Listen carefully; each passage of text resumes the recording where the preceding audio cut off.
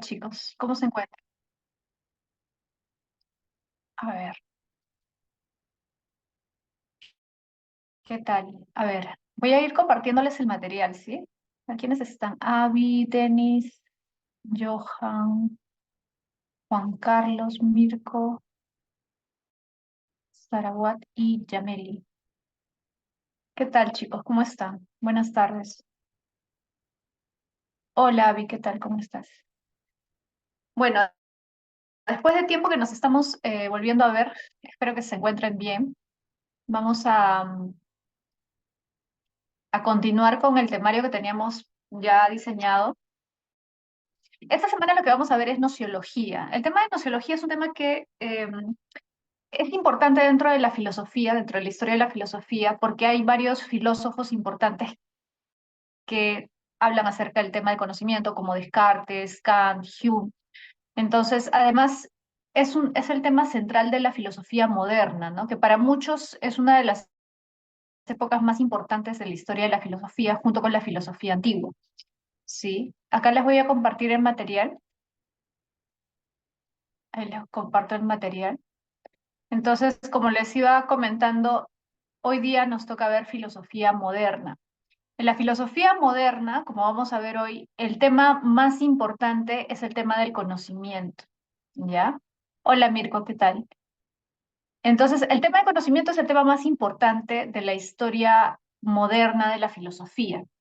Mira, acá te puse algunas características generales porque es importante saber de manera general en qué se distingue la filosofía moderna de la filosofía medieval, por ejemplo, ¿no? A ver, como ustedes saben, la historia de la filosofía va así. Primero, filosofía antigua. Dentro de la filosofía antigua, digamos, los que más destacan son Sócrates. Recuerda que Sócrates discute con los sofistas. Luego vienen Platón y Aristóteles, ¿no? Y luego ya viene la época helenístico-romana, ¿no? Que tiene cosas interesantes, pero digamos los tres filósofos más importantes de la antigüedad son Sócrates, Platón y Aristóteles. Luego en la filosofía medieval, digamos que el tema central es el tema de la fe, la relación con la razón. Es un periodo interesante también, pero es un poquito pesado, un poquito denso.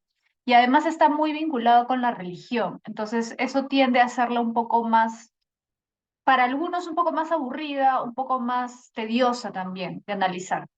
Y luego de la filosofía medieval viene la filosofía moderna, que como tienes ahí, fíjate, la filosofía moderna se considera que surge en el siglo XVII, va del siglo XVII al siglo XIX. Ahora, quizás algunos de ustedes se están preguntando, profesora, pero la época moderna, ¿no? En historia, nosotros nos comentan que se da a partir del siglo XV, con la caída del Imperio Romano de Oriente, la aparición del Renacimiento, que comienza a ir un poco en contra de las ideas de la Edad Media, que son ideas centradas en la religión. ¿Por qué en filosofía moderna recién lo vemos siglo XVII? Porque para muchos el primer filósofo moderno, verdaderamente moderno en todo el sentido de la palabra, fue Descartes, y Descartes es del siglo XVII. Entonces, por eso es que se considera que con Descartes inicia la filosofía moderna. Obviamente ya habían cambios en, digamos, en la época que ustedes conocen como Renacimiento. Entonces, en el siglo XV, XVI se van dando ya algunos cambios que van a permitir digamos, el desarrollo de la filosofía moderna en sentido estricto, ¿no? Por eso ahí se menciona el humanismo y el renacimiento como antecedentes de su aparición. ¿Por qué son importantes? Porque recuerda que el humanismo es toda una corriente de pensamiento, una corriente filosófica que considera que el ser humano es el objeto central de estudio, que el ser humano es lo más importante o que en el ser humano se resume lo más importante del estudio del hombre. Entonces, todos todos aquellos que querían investigar acerca de algo partían en sus investigaciones del ser humano. Entonces, incluso, por ejemplo, en el caso de el arte del Renacimiento, recuerda, por ejemplo, a Leonardo, que era ingeniero, también conocía mucho, era artista, ¿no? Conocía mucho de la anatomía humana. El Renacimiento recuerda que se caracteriza también por eso, porque le da un papel central a la figura humana. Las esculturas, las pinturas, todo el arte del Renacimiento básicamente es un arte centrado en el hombre. Entonces, eso es lo que hace que haya una cierta ruptura con la filosofía medieval, porque la filosofía medieval estaba centrada en Dios, ¿no? Era Dios y la fe. En cambio, acá ya el hombre va a comenzar a tener cierta independencia con relación a la religión, con relación a la iglesia, con relación a Dios. No necesariamente significa que va a haber una oposición, pero sí va a haber una independización, digamos, ¿no? Y en ese sentido, el Renacimiento va a ser importante para el desarrollo de la filosofía moderna, ¿ya? Ahora te voy a explicar Descartes por qué es considerado el padre de la filosofía moderna. Entonces, se da esa independencia de la fe y la razón. Durante la Edad Media, todos querían conciliar la fe con la razón, porque se consideraba que no debía estar peleada la fe y la razón, sino que debían estar unidas, que no necesariamente debía haber una contradicción. Muchos sacerdotes, muchos hombres religiosos, muchos filósofos que a su vez eran creyentes, por ejemplo, San Agustín, Santo Tomás, ¿no? Tomás de Aquino, Agustín de Hipona, eran personas que tenían fe, pero creían que no necesariamente la fe debía llevarnos a negar la razón, la investigación, la ciencia, sino al contrario. Entonces, ese tratar de conciliar la fe con la razón va a ser un tema importante en la época medieval.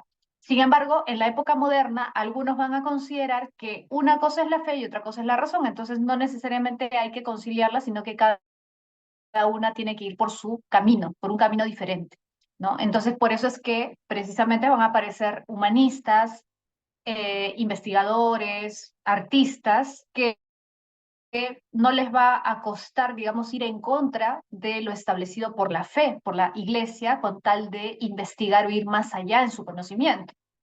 Por ejemplo, quizás ustedes han escuchado que Leonardo compraba cadáveres para poder investigar la anatomía humana y lo hacía, digamos, de manera soterrada, ¿no? Porque estaba prohibido por la iglesia examinar un cuerpo, o sea, cortarlo, estudiarlo. Pero Leonardo consideraba que era importante para conocer mejor la anatomía del cuerpo humano y a partir de eso comprender digamos, la física, ¿no? Comprender mejor la física de la anatomía y con eso desarrollar otras investigaciones, otros experimentos, ¿no? Incluso para el arte también. Entonces, la fe y la razón se van a ver como cosas diferentes, no necesariamente opuestas, pero que cada una debe ir por su cuenta, ¿no? Que ninguna debe intervenir en el ámbito de la otra. Eso es propio de la filosofía moderna. Por eso es que cada vez el tema de la religión, Dios y la fe va a ser menos importante, digamos, ¿no? Para el desarrollo del pensamiento. Ahora, se critica el principio de autoridad. Mira, esto de acá es importante. Se critica el principio de autoridad. ¿Quién es el primero que critica radicalmente el principio de autoridad? Descartes. Por eso es que Descartes es considerado padre de la filosofía moderna. ¿Qué significa el principio de autoridad? En la Edad Media era muy común que las personas consideraran que algo era verdadero si es que lo decía una autoridad. Entonces, por ejemplo, si algo lo decía el Papa, tenía que ser cierto. Si algo lo decía el sacerdote, tenía que ser cierto. O sea, no estaba permitido cuestionar. Si lo decía una autoridad, no lo podías cuestionar, ¿no? Entonces, ahora, ojo, en realidad las principales autoridades no eran tanto personas, sino en el ámbito teológico, filosófico, era Aristóteles. Entonces, si Aristóteles había dicho tal cosa, tenía que ser verdadero. No se podía cuestionar a Aristóteles porque Aristóteles era considerado el sabio más importante de la antigüedad. Y la otra fuente de autoridad era la Biblia. Entonces, si estaba en la Biblia, tenía que ser cierto. No se podía cuestionar lo que decía la Biblia, ¿no? Eso era muy, muy propio de la época medieval. Obviamente también habían discusiones, habían las famosas disputatio, los debates intelectuales acerca de cuestiones religiosas, filosóficas, incluso en la Edad Media. Pero digamos que todo eso se planteaba dentro del marco de la religión, ¿no? En cambio, lo que va a hacer Descartes es cuestionar las cosas que nadie se había atrevido a cuestionar hasta ese momento. Por ejemplo, una de las cosas que cuestiona Descartes que a ninguna persona en la Edad Media se le hubiera ocurrido cuestionar era la existencia de Dios. Ojo, en la época del Renacimiento hubieron científicos que pusieron en duda ciertas ideas que podían hasta cierto punto ir en contra de la religión, ¿no? Por ejemplo, algunos al cuestionar el geocentrismo y plantear el heliocentrismo, de alguna forma se consideraba que estaban yendo en contra de las ideas religiosas porque se debía asumir que como el hombre era la principal creación de Dios, debía estar en el centro. Entonces, no podías decir que la Tierra no era el centro del universo. Entonces, el heliocentrismo de alguna forma cuestionaba, ¿no?, algunas cosas, pero no algo tan importante como cuestionar la existencia de Dios. En cambio, Descartes sí se atreve a hacer eso. Descartes pone en duda la existencia de Dios, ¿no? ¿Y qué más, digamos, qué más cuestionador que eso, ¿no? Estaba poniendo en duda el principio más básico de la religión. Entonces, Descartes pone en duda la existencia de Dios, pone en duda la existencia del mundo y pone en duda la propia existencia, la existencia del yo. Ahora, esto puede sonar un poco extraño o raro, ¿no? Puede sonar como que, bueno, era algo que se le ocurrió a él, ¿no? Pero que no tiene mayor importancia. Y no es así, porque en realidad, si tú te pones a analizar los diversos textos que se van dando en los inicios de la modernidad, en la época del Renacimiento, te vas a dar cuenta que muchos intelectuales comienzan a cuestionar la realidad. Es decir, comienzan a poner en duda aquellas cosas que parecen obvias. Y por eso es que surgen estos debates acerca de la realidad y la ficción. ¿Cómo distingo la realidad de la ficción? ¿Qué es la realidad? Incluso en la literatura, ¿no? Por ejemplo, si tú lees El Quijote, no sé si has escuchado hablar del Quijote, y está la figura de El Quijote, que no vive en la realidad, sino que siempre está imaginando cosas que no existen, ¿no? Los molinos de viento, o una serie de caballeros, princesas, cosas que no existen en la realidad. Lo que está buscando Cervantes es mostrar ese conflicto, ¿no?, de la realidad y la ficción. Ahora, ¿por qué se comienzan a cuestionar la realidad, o ponen en duda la realidad, o hablan de la ficción? Igual, por ejemplo, La vida es sueño, de Calderón de la Barca, ¿no?, que da a entender que la vida puede ser una ficción, un sueño, una ilusión. Igual Shakespeare, cuando dice ser o no ser, y plantea una serie de escenarios imaginarios, ¿no? Entonces, ¿por qué se da esto? Porque en el Renacimiento se da precisamente esa discusión científica acerca de cómo es el universo. Ese debate entre geocentrismo, heliocentrismo, y no solamente eso, sino Giordano Bruno, por ejemplo, cuando habla acerca de la infinitud del universo, que el universo es infinito, ¿no?, o que hay múltiples universos. Entonces, todas esas ideas van a hacer que la gente se cuestione, obviamente no todos, pero digamos los que estaban dentro de los círculos intelectuales, ¿no?, dentro de las universidades, los científicos, los filósofos, van a comenzar a cuestionarse acerca de la realidad del mundo, ¿no? ¿Qué es verdadero y qué es falso? ¿Cuál es el modelo correcto de universo? ¿Qué hay más allá? ¿No? ¿Qué existe más allá? ¿Cómo es la realidad? La realidad realmente como yo la percibo quizás es más compleja de lo que percibo. Entonces, todas esas dudas van a propiciar precisamente la aparición de alguien como Descartes, ¿no? Porque el Quijote y todas otras cuestiones de las que te estoy hablando son anteriores incluso a Descartes, pero se plantean en el ámbito literario, artístico o científico.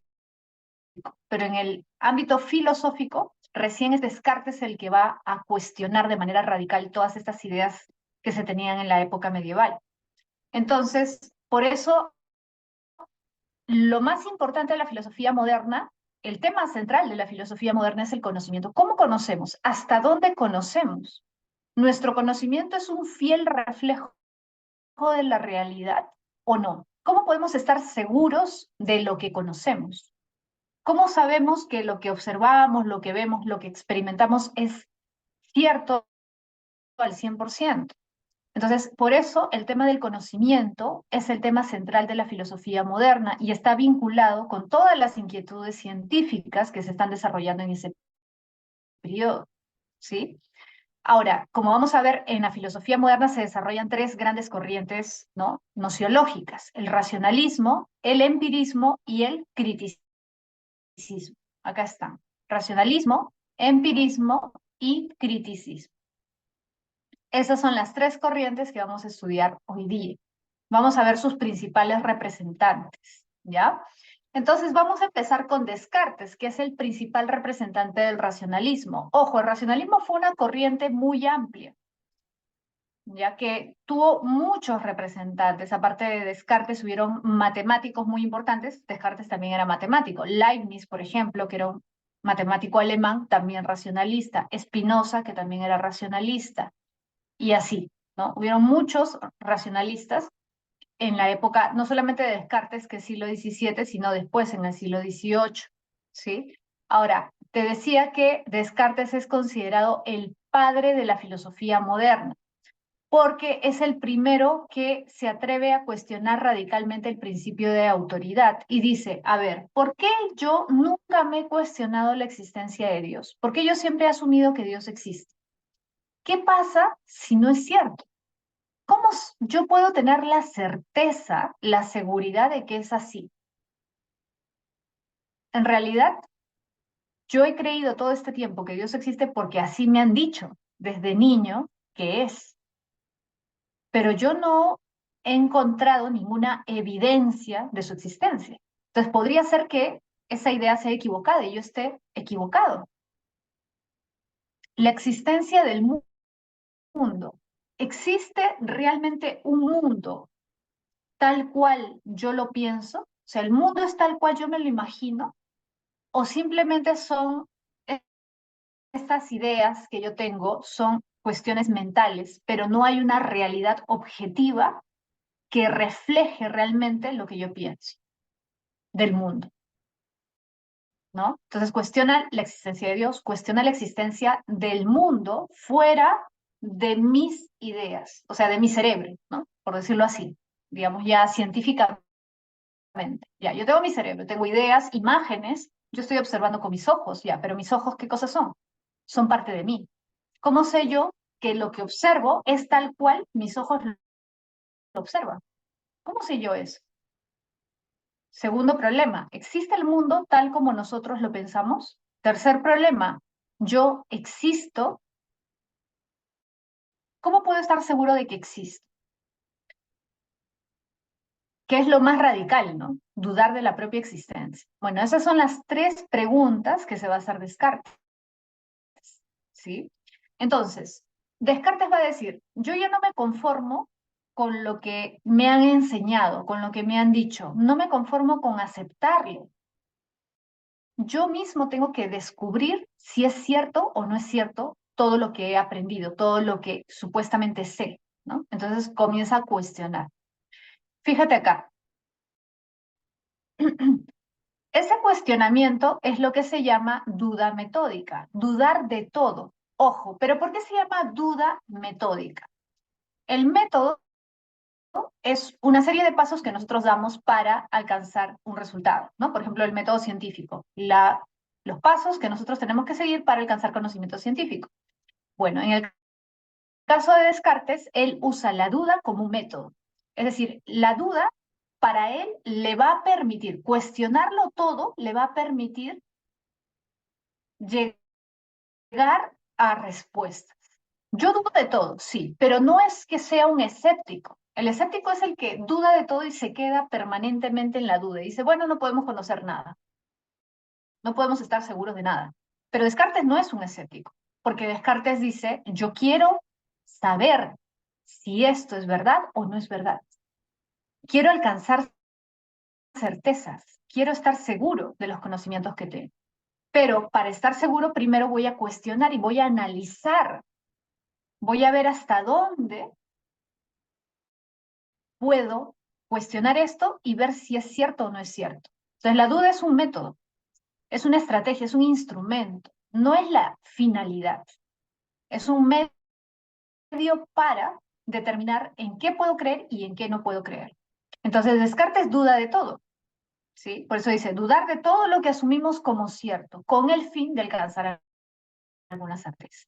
No debemos aceptar nada que no sea evidente. Es decir, repito lo que hace un momento te comentaba, Descartes dice, ¿por qué yo creo en Dios? Porque me han enseñado que Dios existe, porque mis papás me han dicho que Dios existe, en la iglesia me han dicho que Dios existe, la Biblia dice que Dios existe, ya, pero eso son autoridades.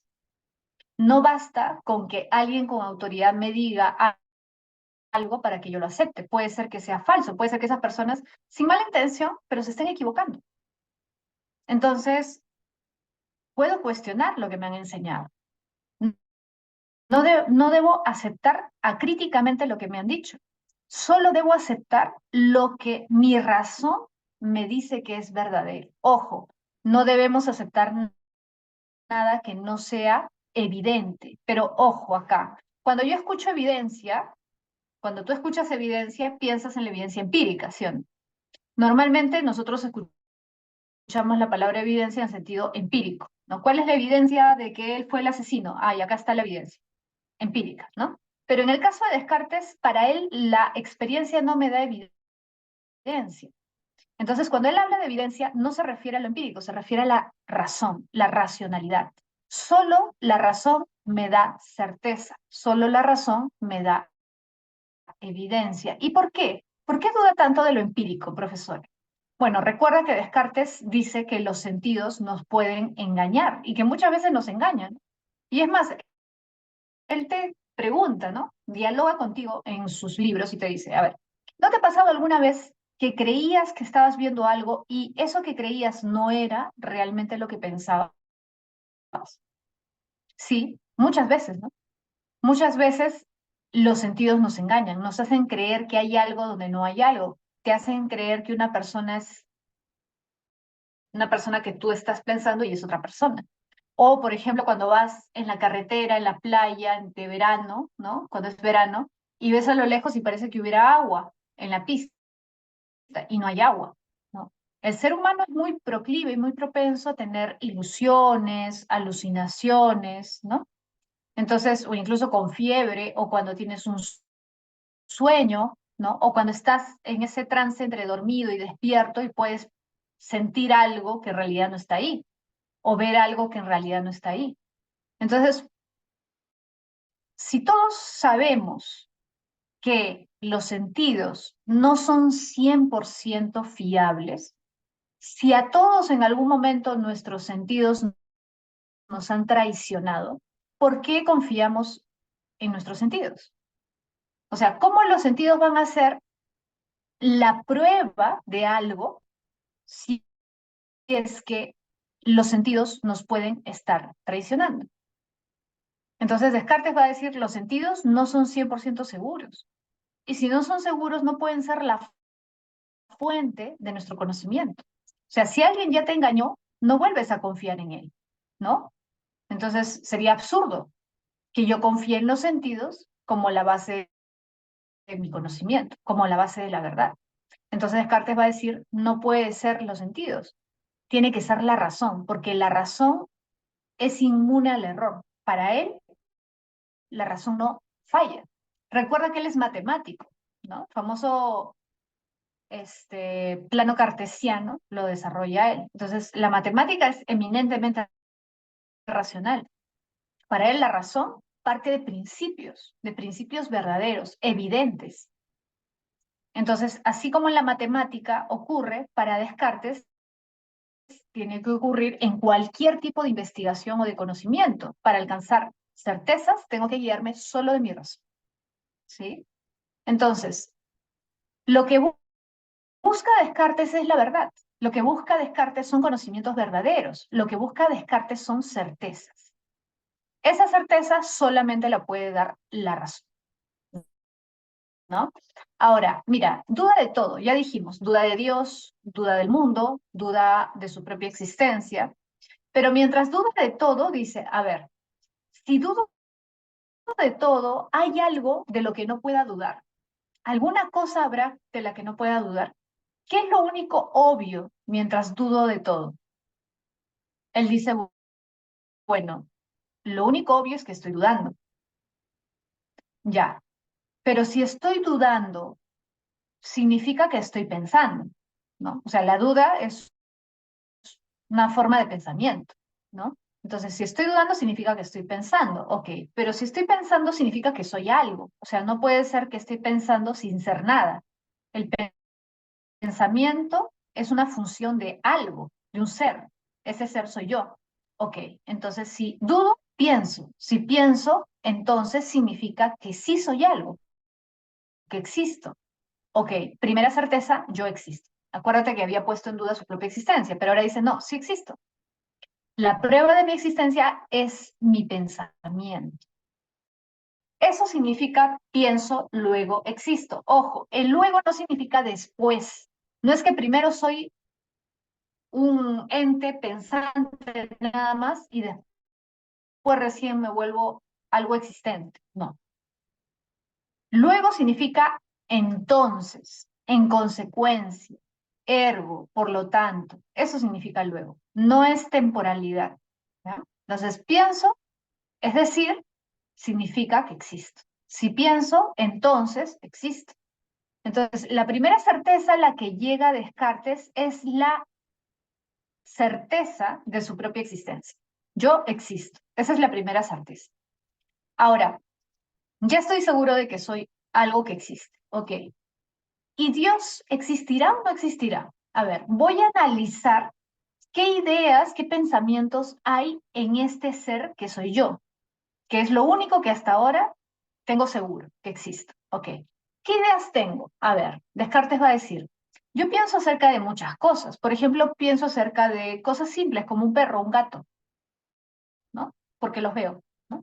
Entonces hay ciertas ideas que provienen simplemente de la experiencia, ¿no? Veo una taza, tengo la idea de taza, veo un perro, tengo la idea de perro. Pero hay ideas que son más complejas, más digamos, sofisticadas.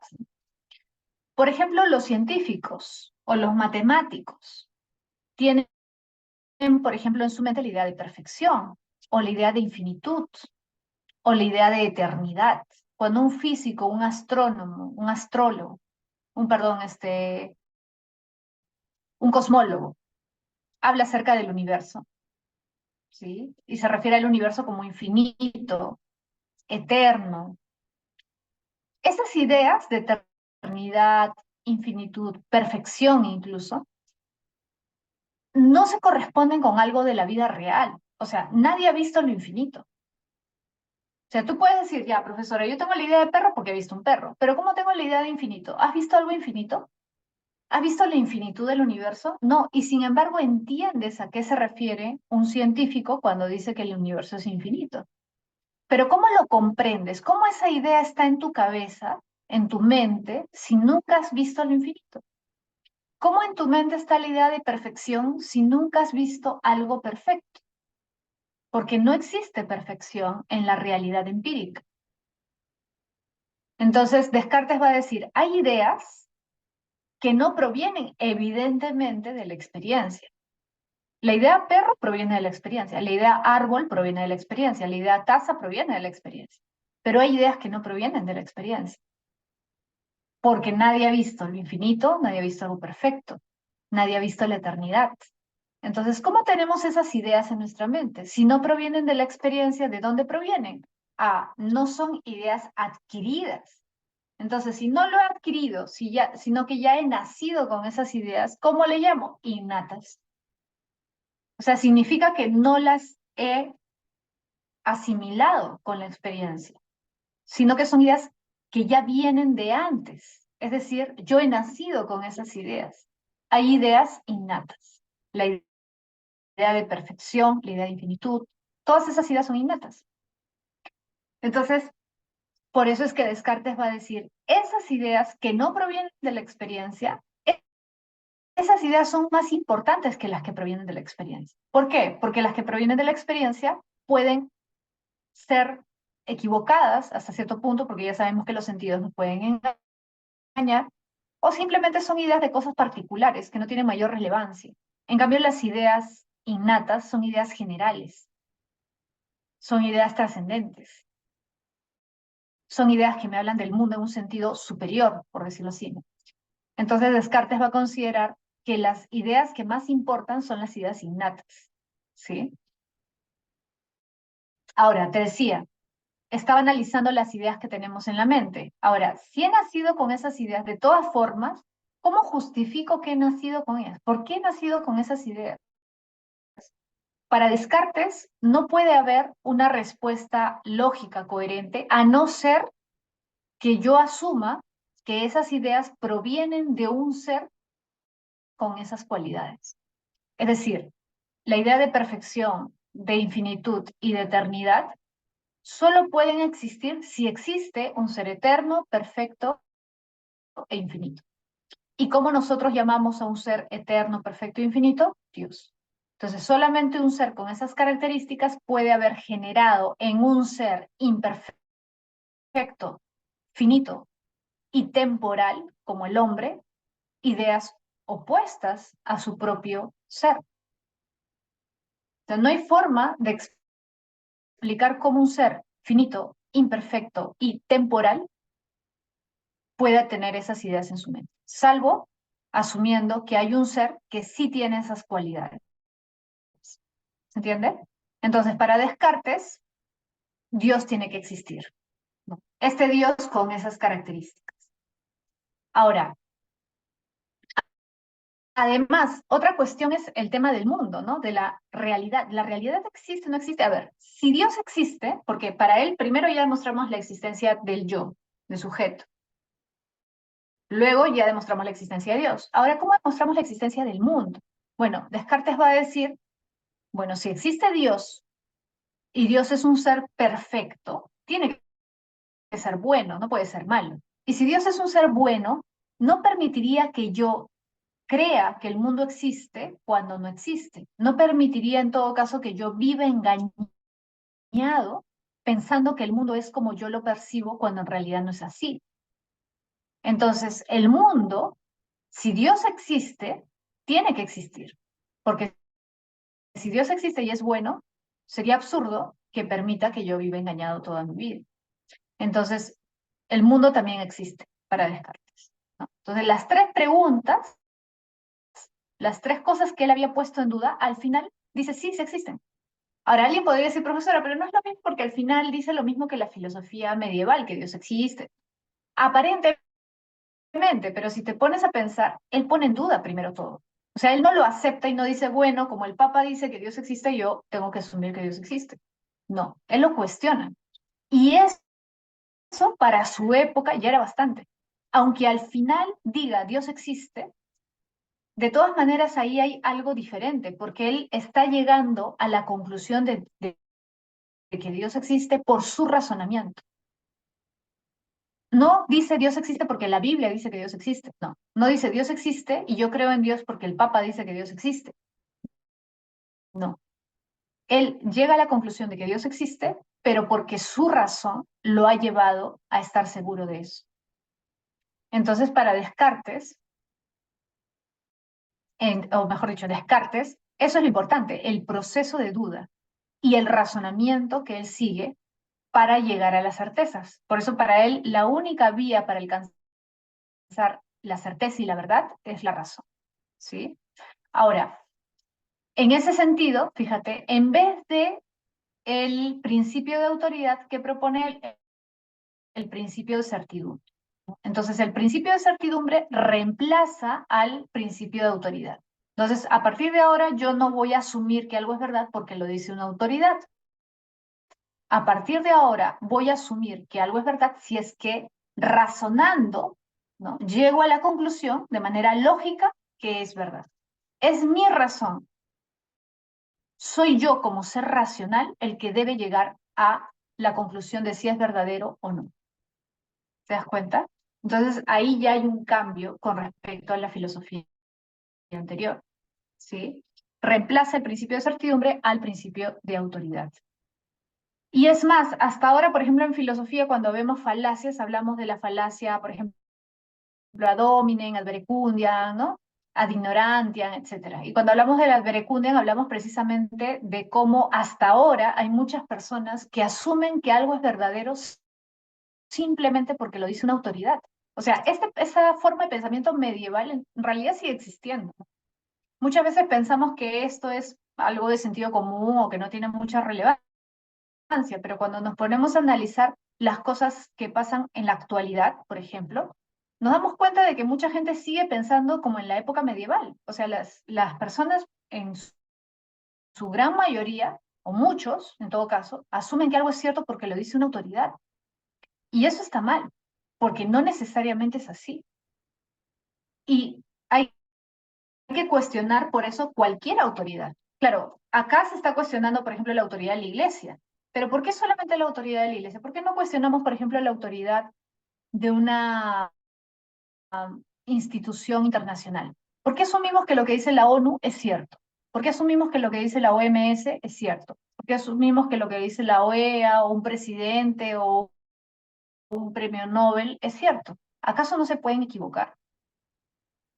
Entonces, en eso consiste la falacia de autoridad, ¿no? El creer o asumir que algo es verdadero o decir que algo es verdadero porque lo dice una autoridad. Las autoridades también se pueden equivocar o incluso de manera tendenciosa, ¿no?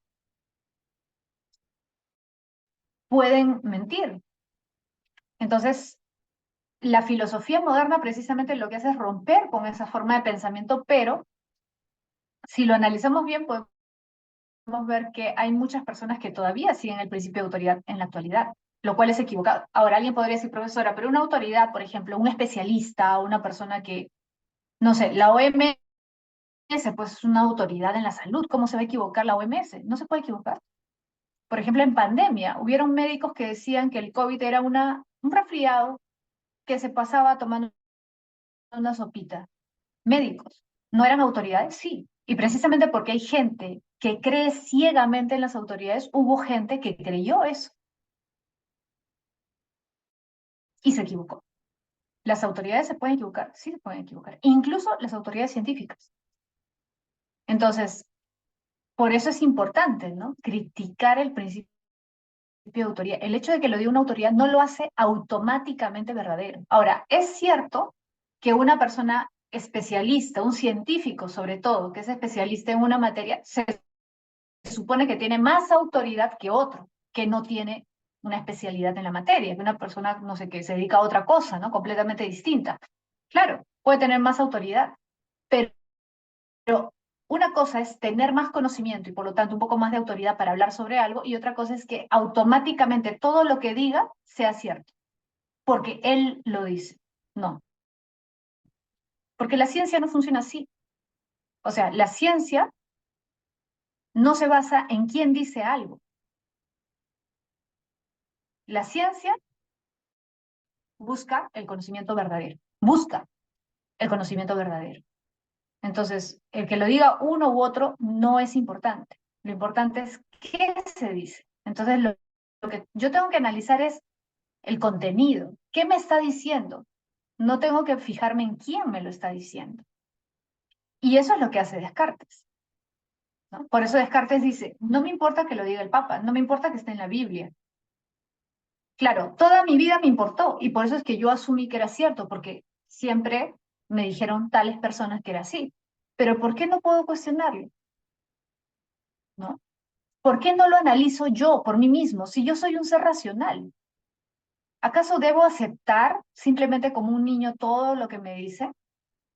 ¿No? Y fíjate que esto es importante porque esa precisamente es una característica que vamos a ver luego, o que, bueno, vamos a comentar luego, de la época de la Ilustración, que es un poco después, ¿no? La Ilustración se caracteriza por eso, ¿no? Porque te dice, todos los hombres somos seres racionales, entonces todos deberíamos usar nuestra razón para analizar. No debemos aceptar lo que nos dicen simplemente porque es alguien con autoridad como un rey, un papa, un sacerdote, incluso nuestros padres, ¿no? Pueden equivocarse, ¿no? Bueno, entonces eso es lo importante de la filosofía de Descartes, ¿no? Que cuestiona ese principio de autoridad. Ahora, justamente acá en esta diapositiva está lo que hace un momento te estaba comentando, de las ideas, ¿no? Hay tres clases de ideas para Descartes. Esto, bueno, es algo más puntual, más específico, ¿no? No es importante que te lo memorices, pero sí para que tengas en claro que no solo existen las ideas innatas. Las ideas innatas para Descartes son las más importantes, sí. ¿Por qué? Porque como te decía hace un momento, para él son estas ideas la base de todo conocimiento. Porque las ideas innatas son ideas trascendentales, ideas que van más allá de lo particular, ¿sí? Pero no significa que sean las únicas. También existen ideas adventicias, fíjate. Ideas adventicias son ideas empíricas, o sea, ideas que vienen de la experiencia. Como te decía, yo veo un perro, sí. Tengo la idea de perro, ¿por qué? Porque he visto un perro. Veo un árbol. Tengo la idea de árbol. ¿Por qué tengo la idea de árbol? Porque he visto un árbol. Tengo la idea de pelota. ¿Por qué? Porque he visto una pelota. Tengo la idea de libro. ¿Por qué? Porque he visto un libro. Entonces, todas las ideas adventicias son ideas que provienen de nuestra experiencia, ¿no? Y las ideas facticias son las ideas que provienen de nuestra imaginación, ¿no? Por ejemplo, el centauro, el pegaso, la sirena, el dragón. ¿Qué cosas son? Son seres imaginarios. El hombre ha mezclado diferentes ideas, por ejemplo, la idea de sirena, la idea de mujer con la idea de pez, o el centauro, la idea de hombre con la idea de caballo, las ha mezclado con su imaginación y ha generado estas ideas, ¿no? Entonces hay tres tipos de ideas para Descartes. Simplemente se refiere a lo que estuvimos hablando, sustancia pensante, ojo, el yo, el sujeto, el hombre. ¿El hombre qué cosa es principalmente para Descartes? Un ser que piensa. Lo que nos distingue de los demás seres que existen en el mundo es nuestro pensamiento. Somos una mezcla. Somos res cogita, sustancia pensante, y res extensa, porque tenemos un cuerpo. Somos una mezcla de pensamiento y cuerpo. Entonces, pero somos distintos, por ejemplo, de los perros, de los gatos, de los animales. ¿Por qué? Porque los animales son solo sustancia extensa. Los animales no tienen pensamiento, no pueden juzgar, razonar, imaginar, ¿no? Entonces, para Descartes, los animales solamente son cuerpo. Nosotros somos cuerpo, sí, pero tenemos también el atributo del pensamiento, sustancia pensante. Y la sustancia divina, que se refiere a Dios, que es una sustancia especial. ¿Por qué? Porque es un ser perfecto, ¿no? Dios es infinito, eterno, ¿no? Nosotros no. ¿Sí? Bien. Ahora, vamos a hablar un rato acerca de Locke, ¿ya? Locke es el padre del empirismo. Ojo, Locke es el padre del empirismo, ¿ya? Es el primer empirista moderno. ¿Por qué es considerado padre del empirismo? Porque Locke va a hacer una crítica al racionalismo de Descartes. Mira, ¿qué es lo que va a hacer principalmente Locke? ¿Por qué es más famoso? ¿Qué es lo que lo hizo más famoso? Su crítica a la existencia de ideas innatas. Es decir, para Locke, esto que proponía Descartes de que existen ideas innatas, para Locke es absurdo. Es decir, para Locke no hay ideas con las que nosotros ya hemos venido al mundo, con las que ya hemos nacido, no. Todas las ideas provienen de la experiencia. Para Locke, todo conocimiento, todas las ideas provienen de la experiencia. Por muy complejas que sean, ojo, por muy difíciles que parezcan, por muy abstractas que parezcan, todas las ideas provienen de la experiencia. Ahora, la experiencia para Locke no es tampoco algo tan simple, ¿no? O sea, no es como que, ah, ya, yo observo la taza, ya tengo la idea de taza, y punto. Esa es la experiencia. No. En realidad, Locke habla de una experiencia en un sentido muy amplio. No solamente hay una experiencia externa, también una experiencia interna. Por ejemplo, el ser humano también siente emociones, tiene sensaciones internas, ¿no? Alegría, sufrimiento, todos esos son experiencias, pero son experiencias internas. ¿Sí? La imaginación es una forma de experiencia interna, ¿sí? Porque claro, si solamente fuera experiencia lo que tengo con mis sentidos, nada más, ¿no? Lo que observo, lo que toco, lo que escucho, no podríamos explicar una serie de cosas, ¿no? Que también pasan en nuestro interior. Entonces, para Locke, la experiencia es interna y externa, las dos. Ahora, repito, para Locke, por muy abstracta que parezca una idea, por muy teórica que parezca una idea, todas las ideas provienen de la experiencia, ¿sí? Por ejemplo, muchas veces las personas que escuchan empirismo piensan, a ver, si yo soy empirista, yo no puedo creer en Dios, porque yo me baso en la experiencia. Entonces, un empirista pues no puede creer en Dios. Para un empirista Dios no existe, obviamente. ¿Por qué? Porque a Dios yo no lo puedo percibir, ¿no? O no hay ninguna prueba empírica de su existencia. ¿Locke pensaba así? No, Locke creía en Dios. Ahora, repito, eso puede parecer contradictorio o absurdo. ¿Cómo un empirista cree en Dios? ¿Se puede? Sí, sí se puede. Claro que se puede. Porque el empirismo del que muchos hablan, muchos creen que empirismo significa yo solo creo lo que veo, lo que toco, es un empirismo muy, muy radical. Si tú solamente pudieras creer en lo que ves y en lo que tocas, tendrías que dejar de lado muchísimos conocimientos que tienes, porque no todo lo puedes ver y tocar. La matemática, por ejemplo, los números, ¿tú los ves, los tocas? No. Lo que tú ves son representaciones simbólicas de los números, pero los números no son algo físico. Los números son entes ideales. Entonces, si no crees en nada que no puedas tocar, entonces no creas en los números. La matemática no tendría ningún sentido para ti. Claro, tú puedes corroborar lo que dice la matemática, sí, pero el material de la matemática son los números y los números son entes ideales. Muchas de las cosas que plantea la ciencia, ¿tú las has observado? ¿Las has corroborado tú mismo? No. Entonces tampoco podrías creer en todas esas cosas.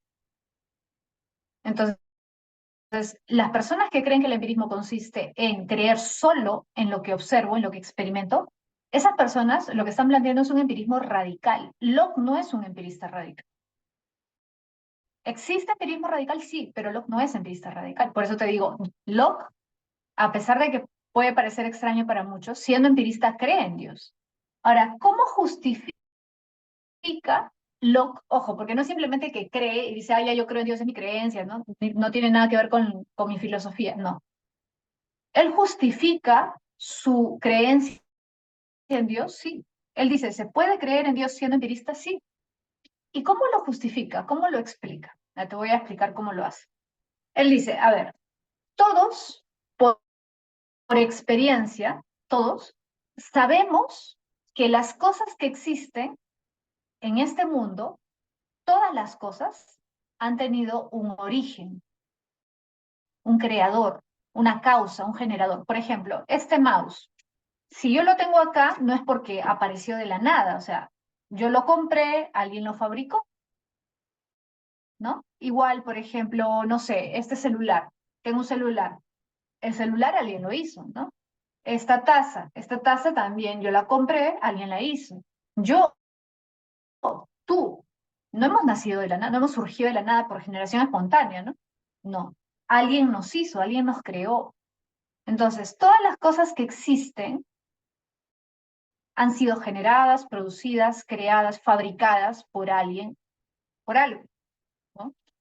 Entonces, Locke dice, a ver, si todas las cosas del mundo han sido generadas, creadas por algo, entonces el mundo también no tiene que haber sido generado, creado, fabricado por alguien o por algo. Sí. Entonces, fíjate lo que él está haciendo, ¿ah? Él está partiendo de observaciones particulares y a partir de esas observaciones está haciendo una inferencia, está diciendo, bueno, entonces si todo lo que existe ha sido causado por otra cosa, entonces ¿el mundo también tiene que haber sido causado por otra cosa o no? Sí, está haciendo una inferencia, está haciendo una inferencia inductiva. Por lo tanto, tiene que existir un ser, llámale como quieras, ¿no? Tiene que existir un ser superior, porque obviamente tiene que ser superior para haber creado el mundo, ¿no? Tiene que existir un ser superior que ha creado todo, o que ha creado el mundo, por último, sí.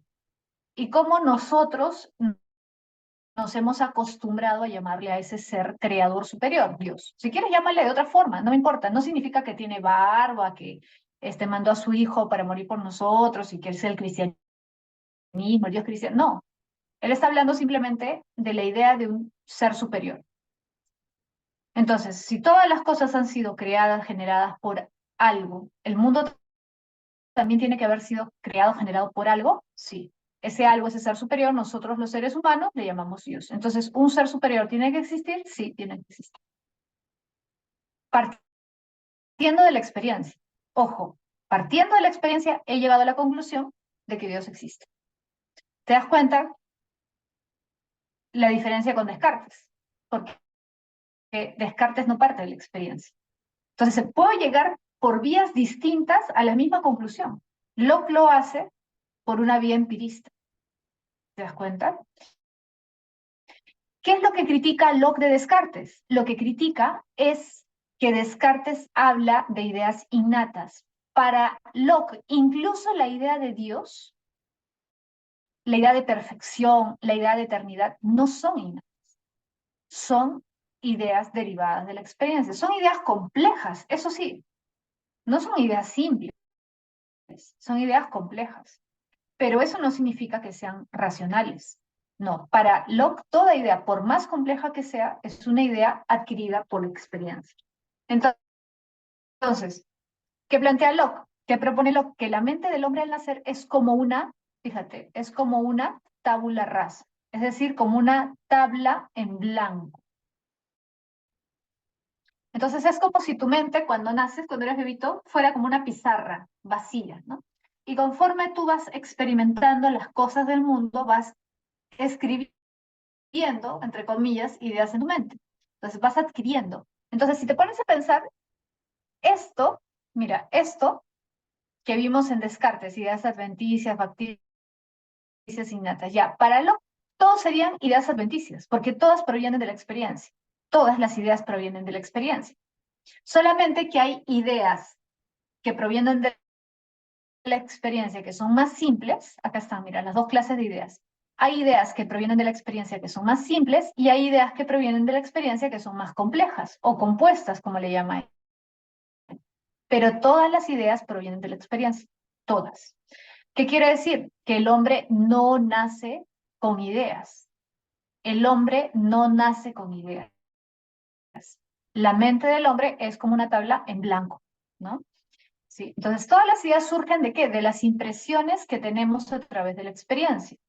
¿Sí? Conforme vamos experimentando el mundo, vamos adquiriendo conocimientos, vamos adquiriendo ideas. Es decir, del contacto del sentido con la realidad. Los sentidos, ¿no? Son nuestro vínculo, nuestro cordón umbilical con la realidad. Y a partir de ahí es que vamos adquiriendo ideas, que cada vez pueden irse volviendo más complejas, ¿no? Porque obviamente no es lo mismo la mente, por ejemplo, de un recién nacido que la mente de un joven de 15, 16 años. Es diferente. Entonces, conforme la razón también se va desarrollando más en el hombre, las ideas se van complicando más, se van haciendo más complejas. ¿Sí? Entonces, eso también hay que tenerlo en cuenta. Ojo, Locke no es que piense que la razón no sirve de nada, al contrario, fíjate hace un momento cuando te hablé de cuál es el proceso que lo lleva a la idea de Dios, a decir que Dios existe. Hizo una inferencia, la inferencia es algo racional, no es algo empírico. Nosotros no hacemos inferencias con nuestros sentidos, nosotros hacemos inferencias con nuestra razón.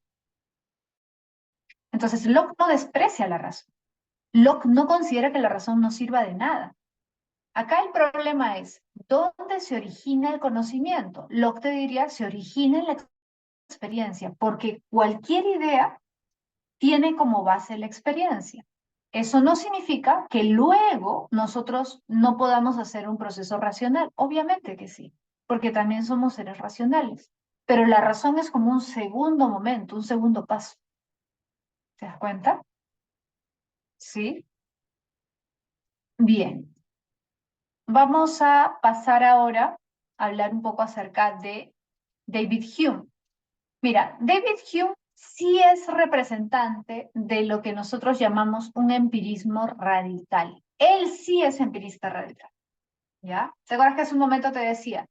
Hay personas que creen que solamente puedo estar seguro, conocer lo que veo y lo que toco, ya. Ese es Hume, ¿sí?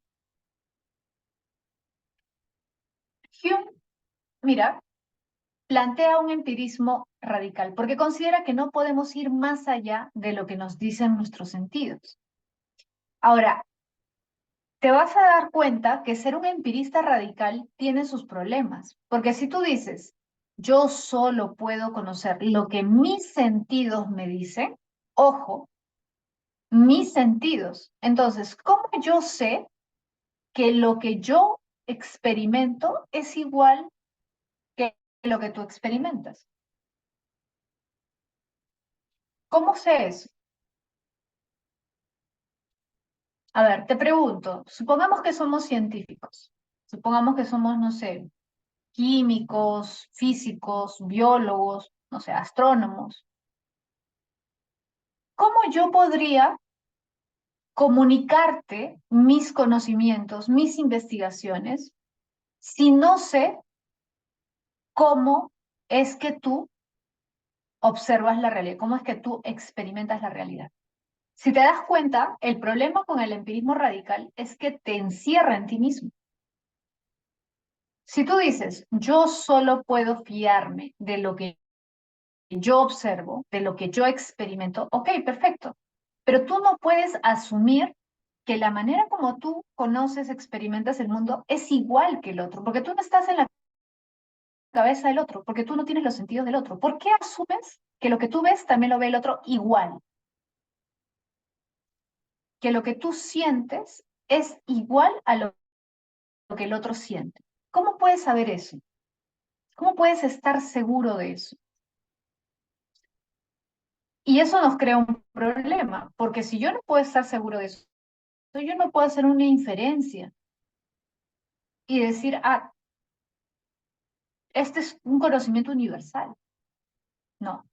Mi experiencia, si soy un empirista radical, es un conocimiento particular. Esto es lo que yo observo, lo que yo experimento. ¿Cómo puedo universalizar mi experiencia? ¿Puedo hacerlo? No puedo hacerlo. Y si no puedo hacerlo, no puede haber ciencia, porque la ciencia es un conocimiento universal. ¿Te das cuenta? Entonces, si yo apelo, si yo apoyo un empirismo radical, no puedo, a partir de ahí, hablar de un conocimiento universal. Es imposible. ¿Te das cuenta? Entonces, la única certeza de un empirista radical como Hume se encuentra en sus impresiones inmediatas, es decir, en su experiencia. Yo conozco lo que yo experimento, lo que yo observo, lo que yo siento. De eso yo puedo estar seguro, pero de que los otros sientan igual, no sé. ¿Cómo puedo estar seguro de eso si yo no estoy en su cuerpo para saber eso? Eso ya sería una suposición, eso ya no es empírico, ¿sí?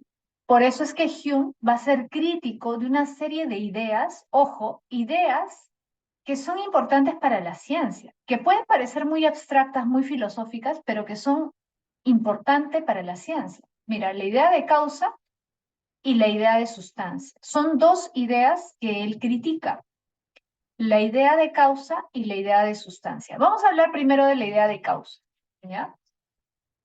La idea de causa es la idea de causalidad. La causalidad es un concepto importante dentro de la historia de la ciencia, sí. Por ejemplo, tú me imagino que has estudiado física, ¿no? La física mecánica de Newton, ¿sí? La interacción entre cuerpos. Un cuerpo choca con otro cuerpo y le transfiere su movimiento, ¿cierto? Ya. Entonces, ¿qué quiere decir eso? Que un cuerpo no se mueve de la nada, sino que tiene que haber recibido el movimiento de otro cuerpo. O sea, la causa de que este cuerpo se mueva es otro cuerpo que lo ha movido, ¿sí? Esa idea en realidad se remonta hasta Aristóteles, porque Aristóteles precisamente es el primero que habla de las causas del movimiento y de las cuatro causas, cuando habla de los motores, el motor inmóvil, ¿no? Que todo lo que se mueve es movido por otra cosa, ¿no? Desde esa época ya se habla de las causas, ¿no? Pero fíjate, la idea de causa dentro de la ciencia es importantísimo, porque lo que te da a entender es que no puede surgir el movimiento de la nada, sino que tiene que haber un causante de ese movimiento, ¿sí?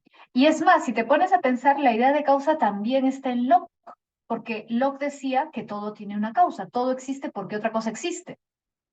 Nada puede existir de la nada. Entonces el mundo tiene que haber sido también causado por algo. ¿Te das cuenta? Pero para Hume eso no tiene sentido, porque fíjate, es bien interesante la crítica de Hume. Hume dice, a ver, ya, yo he visto que mi perrita tenía sus cachorros. Mis cachorros existen, sus cachorros existen porque mi perrita los tuvo. O sea, la perrita es la causa de que existan cachorros. Ya. Entonces, a partir de esa experiencia, ¿no? Yo puedo suponer que todos los animales tienen que haber sido producidos por otros animales. Bueno, he visto esta taza, ¿no? Y sé que esta taza la ha fabricado alguien, ¿no? Y por eso esa la taza existe y así, ya, correcto. Entonces, yo puedo estar seguro de las causas de las cosas que yo he experimentado, correcto. Pero yo puedo hacer esa inferencia y decir, ah, ya, mira, como en este caso, este caso se cumple, en estos 10 casos se cumple esto. Eso significa que en todos los casos, incluso en el caso de la existencia del mundo, se tiene que cumplir. O sea, el universo necesariamente tiene que haber sido causado por algo, por alguien, porque en mi experiencia hay cosas que han sido causadas por otras. Hume te diría, no. ¿Por qué? ¿De dónde sacas eso? Quizás no se entiende, pero te voy a poner otro ejemplo para que se entienda.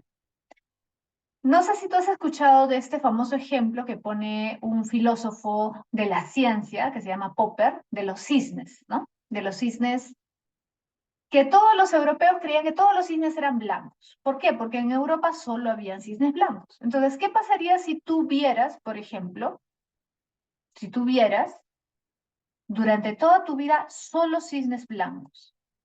Y tu mamá también asume que todos los cisnes son blancos. Tu abuelita también te ha contado que todos los cisnes que ella ha visto son blancos. Tu primo también. Entonces, ¿tú qué conclusión sacarías? Ah, todos los cisnes son blancos. No hay una prueba de que haya un cisne de otro color. Nadie ha visto un cisne negro, un cisne azul, nadie. Ah, entonces, significa que todos los cisnes son blancos. ¿Eso es verdad? No es verdad. No es cierto. Pero me estoy basando en mi experiencia. Sí, te estás basando en tu experiencia. Pero lo que tú no estás teniendo en cuenta es que tu experiencia es particular. Profesora, pero me estoy basando también en la experiencia de mi mamá, de mi abuelita. Ya, pero igual, estás sumando experiencias, correcto. Pero por más que sumes experiencias, esas experiencias sumadas nunca van a ser una experiencia universal. Es decir, la experiencia siempre es limitada. Y si la experiencia es limitada, yo no puedo universalizarla. O sea, yo no puedo asumir que en todos los casos se da así. Eso es lo que quiere dar a entender Hume. Si yo digo que el conocimiento se basa en la experiencia, es en mi experiencia. Lo que yo conozco es válido para mí. Yo no puedo universalizar.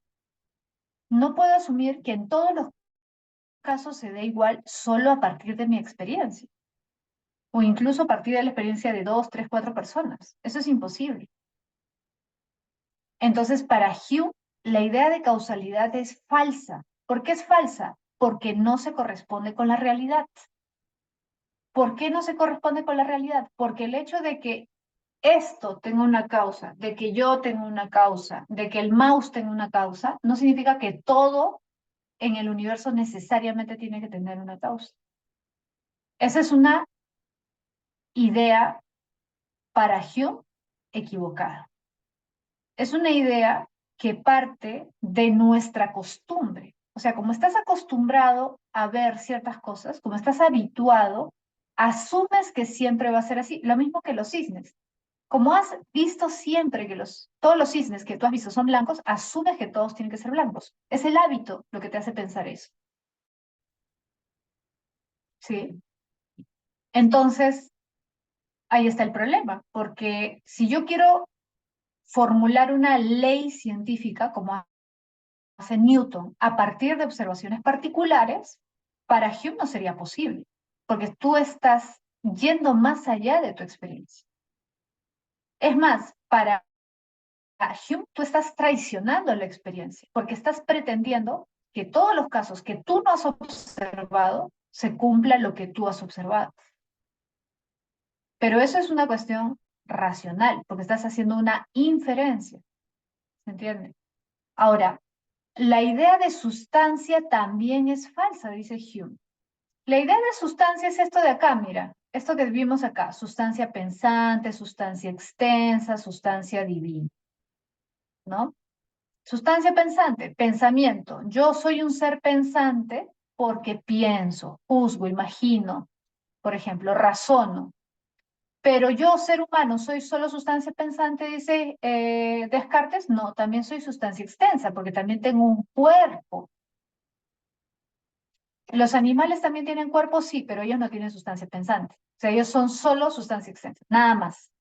Son parte de la sustancia extensa. Todo lo que tiene cuerpo, extensión, una mesa, una silla, sustancia extensa, sí. ¿Sí? Ahora, el problema con esto es que son abstracciones, si te pones a pensar. Son abstracciones. Entonces, Hume se va a dar cuenta de eso. ¿La sustancia qué es? Son ideas, pero son ideas abstractas. Sustancia pensante, pensamiento, ya. Entonces yo soy un ser pensante, Hume es un ser pensante, Locke es un ser pensante, entonces todos nosotros tenemos sustancia pensante. Pero la sustancia es algo abstracto, no es algo real, concreto, que yo pueda, igual la sustancia extensa, porque es una abstracción. No existe el cuerpo, la extensión, lo que existe es un ser concreto. Yo, por ejemplo, yo tengo un cuerpo ya, pero decir yo soy igual que un perro, un gato, porque ellos también tienen extensión, la silla, la mesa, todos formamos parte del mismo grupo, para Hume no tiene sentido, porque no hay ninguna impresión de la cual surge esa idea. Ojo, todas las ideas surgen de las impresiones. Por eso dice acá, la única certeza se encuentra en las impresiones inmediatas. Acá se va a entender mejor, ¿ya? Mira, hay dos clases de percepciones, impresiones e ideas. Mira, con esto ya es más fácil. Impresiones e ideas.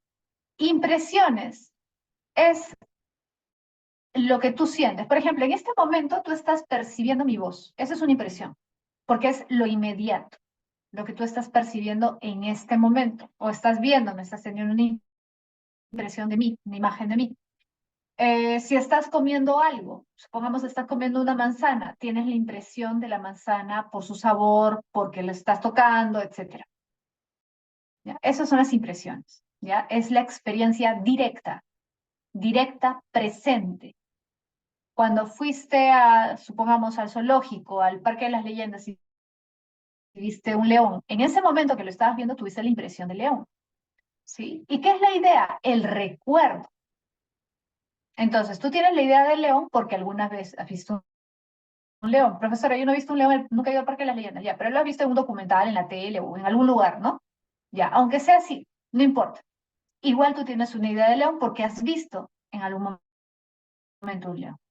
Tienes la idea de tortuga porque alguna vez has visto una tortuga. Tienes la idea de libro porque alguna vez has visto un libro. Entonces, para tener ideas, primero hay que tener impresiones.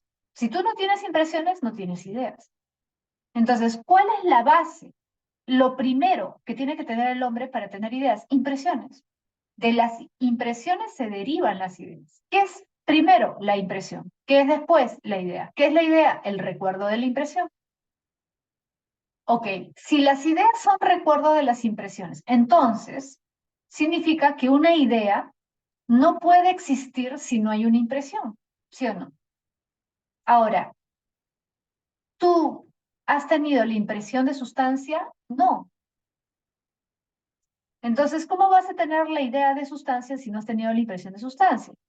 No se puede, pues. ¿Y por qué no puedes tener la impresión de sustancia? Porque lo que existen son cuerpos particulares. No existe la extensión, el cuerpo, como dice acá Descartes, por ejemplo. Esto es muy abstracto, cualquier cuerpo o extensión. Ya, pero lo que te da a entender acá es que todos los que tenemos cuerpo o extensión formamos parte de la sustancia extensa. Ya, pero Hume va a decir, ¿y esa sustancia dónde está? La sustancia es un concepto abstracto. Entonces, no tiene sentido la idea sustancia porque no hay una impresión de sustancia. No tiene ningún sentido. Es una idea equivocada, una idea falsa. ¿Sí? Entonces, si te das cuenta, en el caso de Hume, él sí es radical, porque no pueden haber ideas sin impresiones. En el caso, por ejemplo, que vimos de Locke, para Locke existía Dios, correcto. Para Hume puede existir Dios, no, porque la idea de Dios, o sea, para yo decir Dios existe, para tener la idea de Dios, yo tendría que haber visto a Dios o percibido de alguna forma a Dios. O sea, primero tendría que tener la impresión de Dios para tener la idea de Dios. ¿Eso se puede dar? No. entonces la idea de Dios también es falsa, porque no se deriva de una impresión, porque no hay una impresión que sostenga la idea de Dios. No he tenido ninguna percepción de Dios para decir que existe, ¿sí? Entonces, te das cuenta, en su caso sí es más radical. El caso de Hume sí es más radical. Bien, vamos a hablar ahora de Kant. Mira, Kant desarrolla una corriente conocida como criticismo. ¿Por qué Kant es importante en la historia de la filosofía? Porque Kant lo que hace es tratar de unir, ¿no?, el racionalismo con el empirismo. Trata en realidad de superar ese conflicto que no tenía aparentemente solución. Entonces Kant busca resolver de una vez por todas esa guerra entre racionalistas y empiristas. Él busca un camino, digamos, intermedio. Les da la razón a cada uno en parte, pero también los critica a ambos.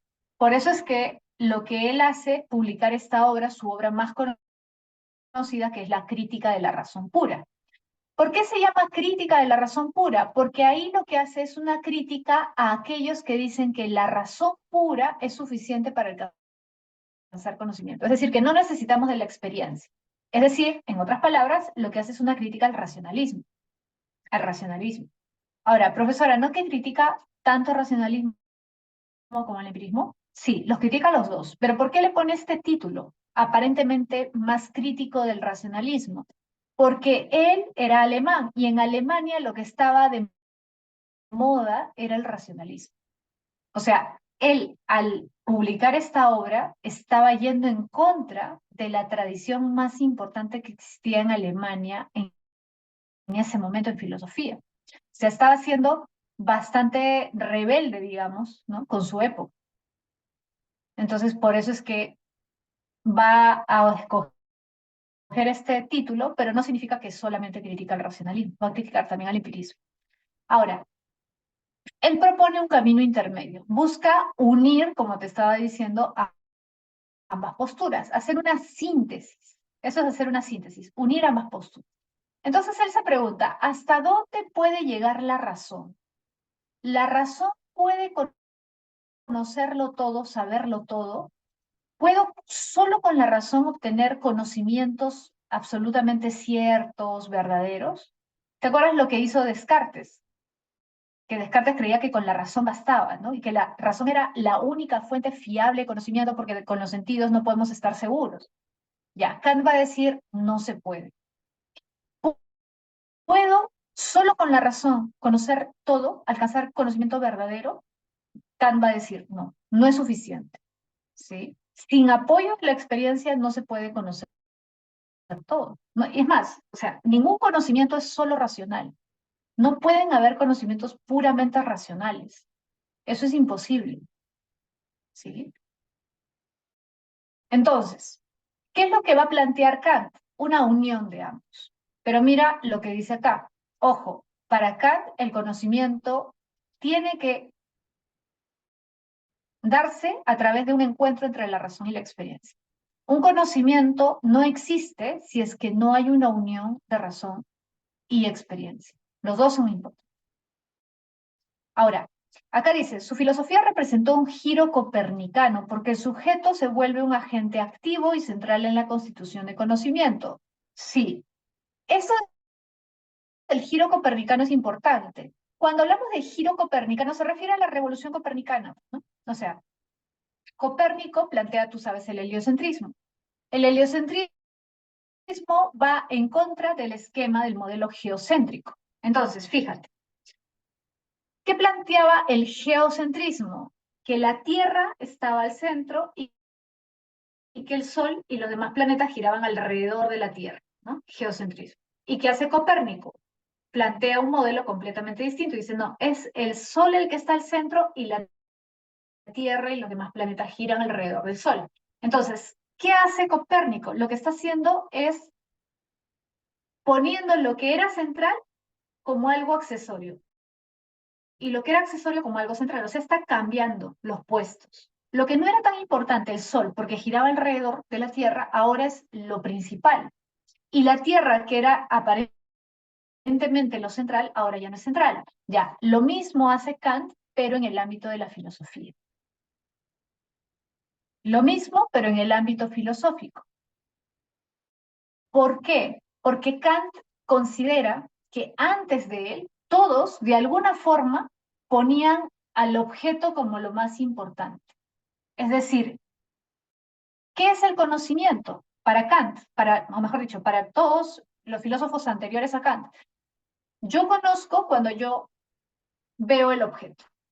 Ojo, acuérdate de ese esquema, sujeto-objeto, representación mental, ¿no? Sujeto-objeto, representación mental. Entonces, yo observo el objeto y mi representación mental, mi idea, ¿qué cosa es? Una fotocopia, entre comillas, una copia del objeto. En otras palabras, ¿qué me está queriendo decir? Que yo, sujeto, no hago nada prácticamente, ¿no? O sea, este es el objeto, esta es la idea, manzana, manzana, taza, taza. Son idénticos, ¿no? Son idénticos. Entonces, ¿yo sujeto qué estoy haciendo? Nada. ¿Mi función es relevante como sujeto? No. Es como si mi mente fuera una fotocopiadora.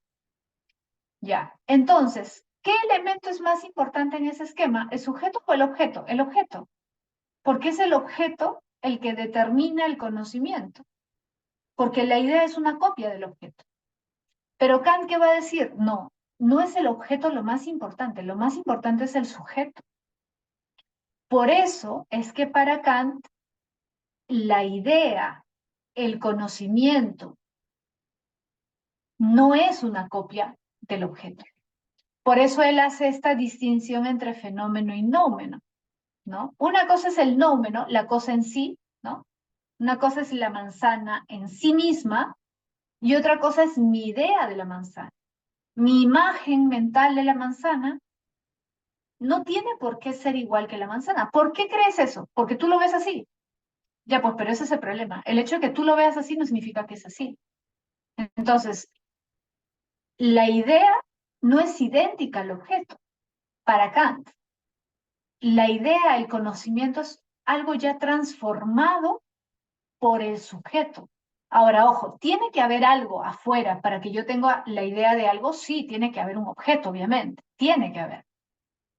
Pero no significa que la idea que yo tengo del objeto es una copia del objeto. En realidad, para Kant, sin que nosotros nos demos cuenta, nosotros también construimos esa idea, ese conocimiento.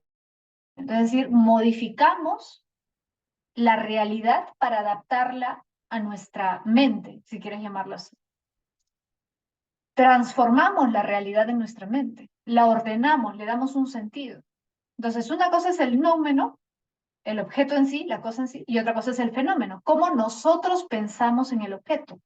Lo que nosotros pensamos, entendemos, la manera como ordenamos la información, eso es el fenómeno.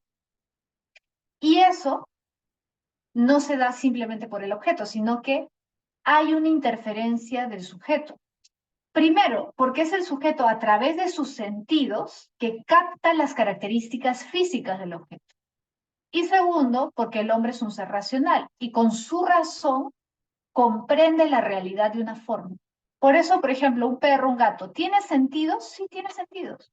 Pero ¿conoce la realidad igual que nosotros? No, no la conoce igual. ¿Y por qué no la conoce igual? Porque no tiene entendimiento, no es un ser racional, no tiene categorías, no ordena el mundo como nosotros lo ordenamos. Es decir, la ciencia, para Kant, no es un reflejo de la realidad tal cual. La ciencia es la manera en que el hombre le ha dado un orden al universo. Es la manera que el hombre ha creado, digamos, para darle un sentido, un orden a la naturaleza, para comprenderla. Entonces, nosotros no es que conozcamos la realidad tal cual es. La realidad es una cosa y otra cosa es cómo nosotros entendemos la realidad. Una cosa es el nómeno, otra cosa es el fenómeno, ¿sí? Entonces, ahí está. Ese es el giro copernicano. Antes era importante el objeto, lo central era el objeto, así como en el geocentrismo, lo central era la Tierra. Ahora ya no, dice Kant. Ahora lo central ya no es el objeto, es el sujeto, lo más importante. Porque el sujeto determina la realidad. Porque es ahora el sujeto el que transforma la realidad. Nos hemos dado cuenta que ahora es el sujeto el que transforma la realidad. No es simplemente un ser pasivo, es un ser activo. El sujeto se vuelve un agente activo y central en el proceso de conocimiento, ¿sí? Por eso se llama giro copernicano. Entonces, el nómeno, ¿qué es? La realidad en sí misma. Eso es, para Kant, es incognoscible. Es decir, por más que yo me esfuerce en conocer la realidad tal cual es, no voy a poder hacerlo. ¿Por qué? Porque para conocer la realidad tal cual es, yo tendría que dejar de ser un ser humano. Tendría que sacarme mis sentidos, por decirlo así, quitarme mis sentidos y quitarme mi razón. Pero ¿puedo hacer eso? No, porque yo ya estoy diseñado así, como un ser racional y como un ser con estos sentidos que me han tocado. Porque, ojo, muchos asumen que la realidad es tal cual nosotros la percibimos, pero no tienes en cuenta que tus sentidos son tus sentidos. Un perro no percibe igual que tú, un gato, una mosca, una abeja, un león, un elefante, ¿perciben igual que tú? No. ¿Cuál es la verdadera percepción? ¿La tuya? ¿Por qué? Si te das cuenta, en el fondo lo que te está diciendo Kant es, tú estás condicionado con tus sentidos. Tus sentidos son tus sentidos humanos, que la manera como tú observas la realidad, percibes la realidad, sea la realidad. Entonces, nosotros estamos condicionados para ver la realidad de determinada forma por nuestros sentidos, pero también de cierta forma porque tenemos categorías, tenemos razonamiento, tenemos entendimiento.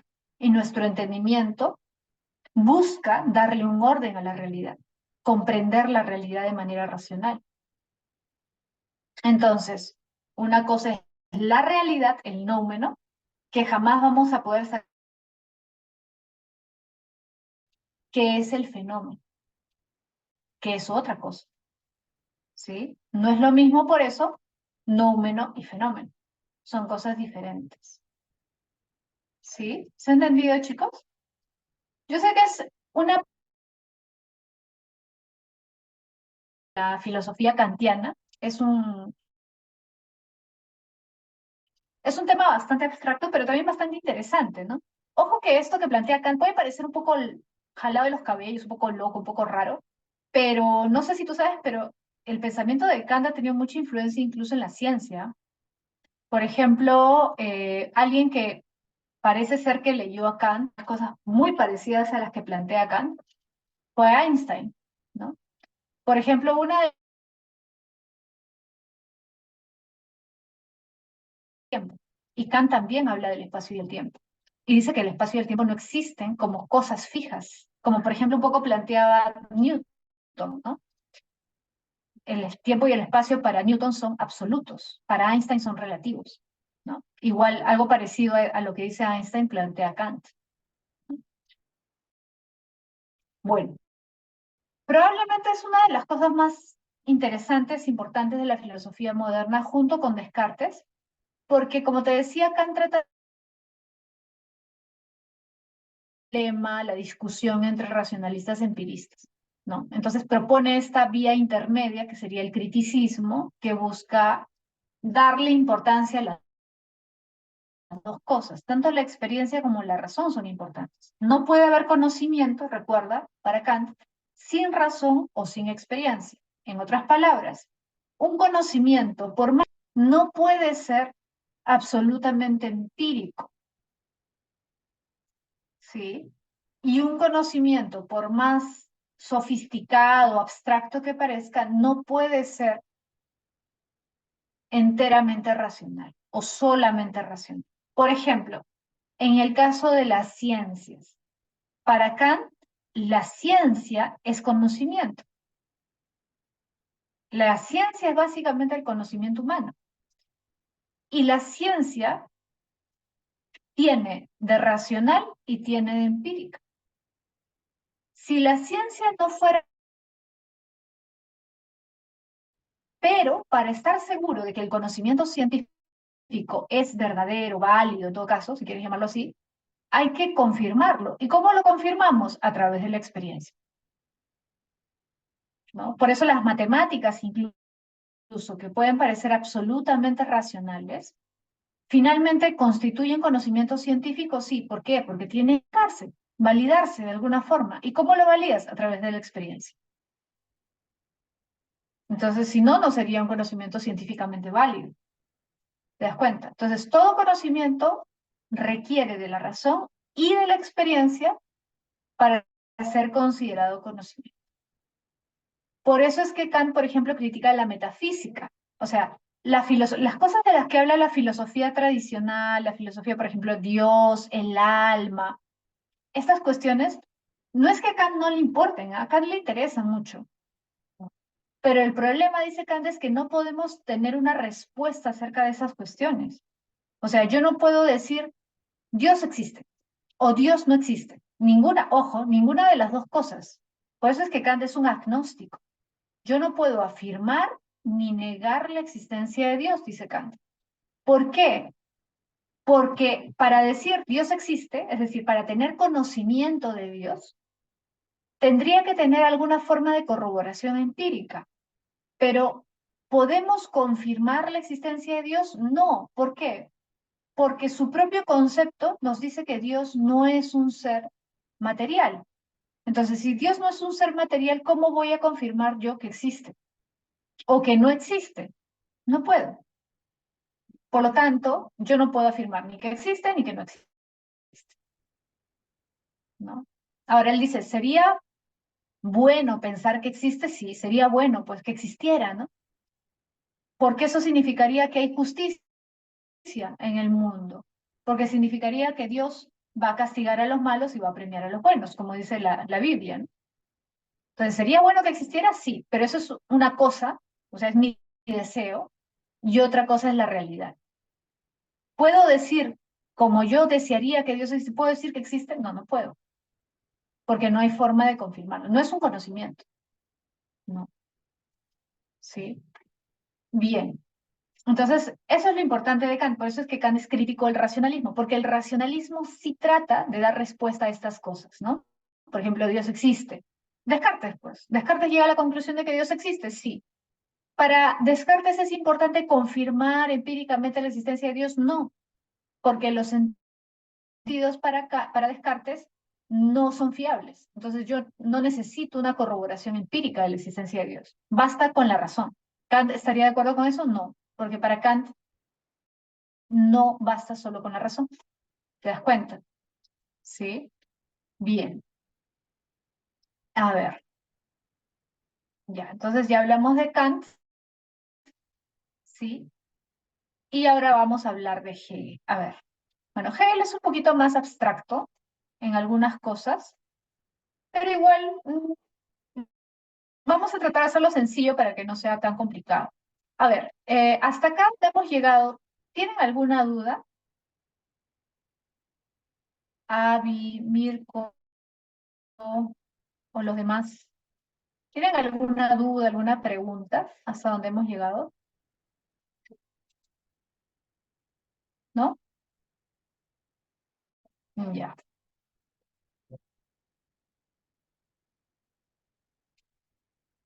Todo claro, perfecto. Ok, gracias, Johan. Ya, entonces todo claro, no hay problema entonces. Entonces, a ver, vamos a continuar con Hegel, ¿ya? Mira, en el caso de Hegel, su filosofía forma parte de lo que se conoce como idealismo, ¿ya? Es un idealista. Ahora, el idealismo, por si acaso, fue una corriente que tuvo varios representantes, varios filósofos fueron idealistas. Es más, fue una corriente que tuvo mucha popularidad en Alemania en el siglo XIX, porque el día es entre siglo XVIII y siglo XIX. El idealismo fue una corriente bastante fuerte en Alemania, ¿no? Por eso es que muchas veces se habla del idealismo alemán. Muchos hablan del idealismo alemán. Ahora, él forma o construye, mejor dicho, una teoría idealista, pero especial, porque cada idealista, digamos, ¿no? Los demás van construyendo, o sea, no es que todos piensan exactamente igual, ¿no? Sino que van construyendo sus propias teorías, ¿no? Y por ahí hay ciertas diferencias. Lo que hace Hegel se conoce como idealismo absoluto, ¿ya? ¿Por qué se le llama idealismo absoluto? Fíjate, porque Hegel lo que busca es comprender todo, toda la realidad a partir de su sistema. O sea, él considera que se puede, a partir de ciertas leyes, ciertas normas, comprender todo lo que existe, entender todo lo que existe, ¿sí? Pero, ojo, cuando digo todo, es todo, o sea, no es solamente lo físico, lo material, o sea, no es solamente el universo, la naturaleza, ¿no?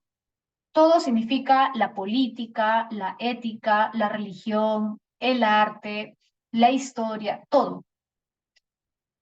Hegel cree que él ha construido una teoría, un sistema que permite comprender la totalidad de la realidad. Por eso se le llama idealismo absoluto. ¿Sí? Construye una teoría filosófica que pretende explicar todos los fenómenos de la realidad. Ahora, para eso construye una filosofía deductiva. Mira, es un sistema deductivo. ¿Y por qué es deductivo, profesora? ¿Qué significa deductivo e inductivo? Ya, mira. Inductivo, como te dije hace un momento, ¿te acuerdas? Es cuando tú vas de lo particular a lo general. Por ejemplo, observo que el oro se dilata con el calor, la plata se dilata con el calor, el estaño se dilata con el calor, así. Por lo tanto, a partir de lo particular, ¿qué conclusión saco? Que todos los metales se dilatan con el calor. Eso es un pensamiento inductivo, es una inferencia inductiva, ¿ya? Ahora, yo también puedo realizar un razonamiento al revés, deductivo. Deductivo es cuando voy de lo general a lo particular. Por ejemplo, vamos a poner ejemplos más simples para que se entienda. Por ejemplo, en el caso de la ciencia, ¿qué ciencias son inductivas y qué ciencias son deductivas? A ver, ¿quién me dice? ¿Qué ciencias son inductivas? Es decir, se basan en la observación de lo particular para sacar conclusiones generales. Bueno, una que es evidente es la biología. La biología parte de la observación, ¿sí? ¿Sí? Entonces, va de lo particular a lo general, ¿sí? La biología es una ciencia inductiva. La geología también, correcto, ¿no? Muchas ciencias son inductivas porque requieren de la observación, parten de la observación. Las ciencias naturales en general, ¿no? La biología, la química, ya. Pero hay ciertas ciencias que son deductivas. Por ejemplo, la matemática. Porque la matemática no parte de la observación en sí misma, parte de ciertas leyes, podríamos decir, o ciertos axiomas, ciertas verdades axiomáticas. La lógica también es deductiva, ¿sí? Porque parte del razonamiento, no parte de la observación empírica. Entonces, ¿qué es lo que quiero que entiendas? Que Hegel, como es un idealista, no parte de la observación de la realidad concreta, sino que parte de qué? De las abstracciones. ¿Se entiende? Es una especie de racionalista, porque no parte de la experiencia, de lo concreto, de lo real, sino que parte de las ideas, ¿sí? Parte de los conceptos, parte de lo abstracto. Pero eso no significa, ojo, que como parte de lo abstracto, de lo ideal, no le importa lo concreto. ¿Ah? Ojo, eso no significa. Sí le importa lo concreto. La cuestión es que él quiere con los conceptos, con las ideas, comprender lo concreto. O sea, el tema es la vía que él sigue, ¿no? El camino que él sigue es deductivo, ¿ya? A diferencia de la mayoría de las ciencias. La mayoría de las ciencias son inductivas.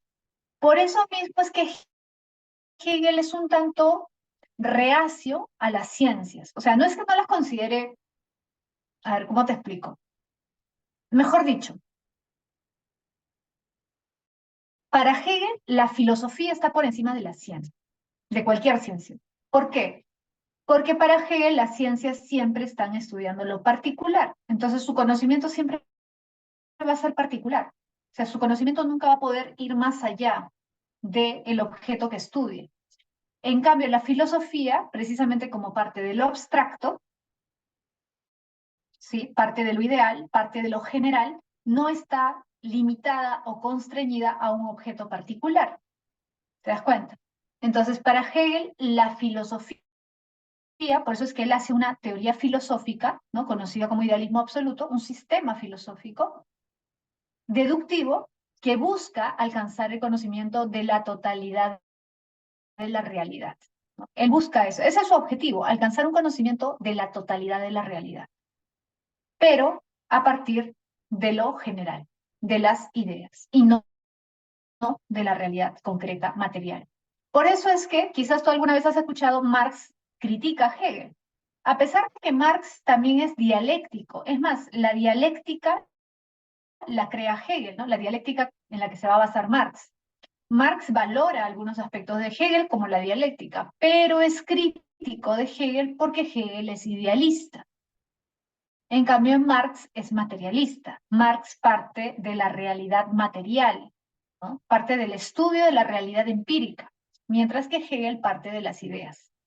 Ahora, ¿qué es lo que propone Hegel? Aparte de esto que te acabo de comentar, de que busca el conocimiento absoluto y todo lo demás. Bueno, fíjate, ¿eh? Él dice que todo lo finito, es decir, lo individual, forma parte de lo infinito, es decir, de lo absoluto. Por eso mismo es que cree que la filosofía es superior a la ciencia. ¿Por qué? Porque la filosofía sería lo absoluto, lo infinito, y lo infinito lo abarca todo.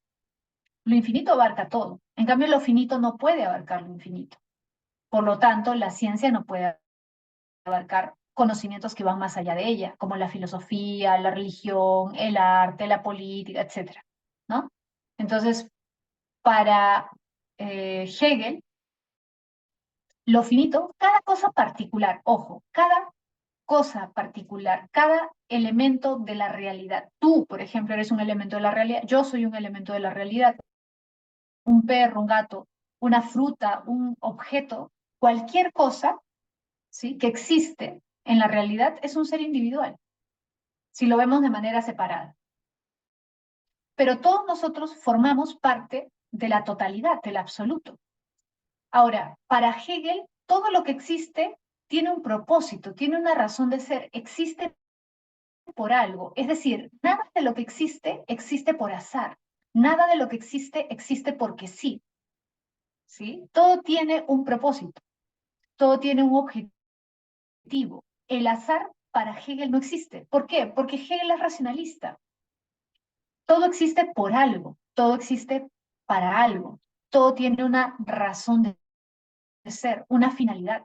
Porque recuerda que Hegel cree que la realidad está progresando, es más, cree que la humanidad está progresando.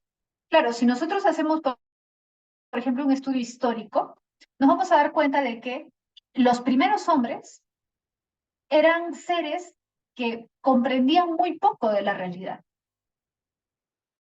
Esos hombres que vivían, por ejemplo, en las cavernas, que no conocían lo más básico de la naturaleza, que poco a poco fueron aprendiendo y conociendo, sí, pero inicialmente cualquier cosa les podía sorprender o asustar, eran como animales, porque no comprendían el funcionamiento del mundo. Pero conforme el hombre va desarrollando su racionalidad, se va haciendo más libre, porque va comprendiendo las cosas que pasan. Cuanto más libre se hace el hombre, más domina la naturaleza. Pero ¿cómo gana libertad? A través de su razón, porque su razón le permite comprender por qué funcionan así las cosas, por qué ocurren las cosas que ocurren. Por ejemplo, ¿te imaginas esos primeros hombres que no sabían por qué se daban los terremotos? Obviamente se espantaban, ¿no? Se asustaban porque pensaban probablemente pues que era algo sobrenatural, ¿no? Que era un dios o qué sé yo. Pero conforme el hombre va comprendiendo la naturaleza, ya no es tan susceptible a ella, ya no se siente tan esclavizado por ella, sino que ahora es más libre. Entonces, por eso Hegel considera que es importante comprender cómo cada cosa, por más simple que parezca, tiene una razón de ser en el universo. Ocurre por algo. Todo tiene una función, una finalidad. Nada es azaroso, nada es irracional. ¿Sí? Ahora, fíjate, la realidad para Hegel se rige por un permanente movimiento dialéctico. Ahí está la famosa dialéctica de la que también se va a servir Marx. Esta dialéctica, este movimiento, tiene tres momentos: tesis, antítesis y síntesis, que está acá, fíjate. Tesis, antítesis y síntesis. Cuando nosotros hablamos de dialéctica, por ejemplo, por primera vez hablamos de Heráclito, ¿te acuerdas? La lucha de opuestos, la lucha de contrarios, ¿no? Ya. Primero hay una situación X, luego aparece otra. Esta que aparece en oposición a la primera. Vamos a poner un ejemplo sencillo. Hoy día hemos visto racionalismo, empirismo, criticismo. Aparece el racionalismo. El racionalismo extremo, ¿qué genera? Su opuesto, su antítesis, su negación. ¿Cuál es su negación? El empirismo, que critica al racionalismo, Locke. Y después Hume, que se radicaliza, ¿no? Y critican el racionalismo, ¿no? Pero acaba ahí, no. Surge una tercera postura, que es la postura de Kant. Y esta postura es la síntesis de racionalismo y empirismo.